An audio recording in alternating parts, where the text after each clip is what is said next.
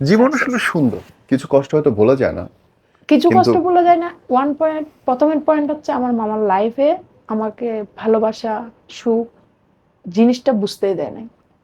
হুট করে ফেলে দিছে আগুনের মধ্যে। এ নিয়ে বোন দোয়া তারপর করে উনি মারা যাওয়ার পর শ্বশুর বাড়ির মানুষ পেন পেন পেন পেন পেন। পেয়ে এখন বসে এখন হচ্ছে যে সিসি ক্যামেরা দেওয়ার কারণে কিছুটা বাঁচা। থুতু দেওয়া বা জুতা মারা দিয়ে এগুলো কিছু বাঁচা। বাট হাস্যকর। মেন্টালি আমি অনেক ভালো আছি আলহামদুলিল্লাহ এখন। আলহামদুলিল্লাহ। কারণ আমি মনে করি আমার একটা ছোট্ট শপ আছে, ওইটাতে আমি গিয়ে বসি। আমি পেজে লাইভ যখন করি আমার নিজের একটা মানে আমার যখন কাস্টমার বা আমার একটা মেয়েও আছে যেটা জব করে আমার এখানে, এই আমার সাথেই থাকে। তো আলহামদুলিল্লাহ আল্লাহ অনেক আল্লাহ চলাফেরা পার করে যে ঠিকই এতটুকু দাঁড় করে দেয়। আসছি আলহামদুলিল্লাহ। আল্লাহর আলহামদুলিল্লাহ। অশেষ আপনার রহমত দোকান সেটা। কোন মার্কেটে?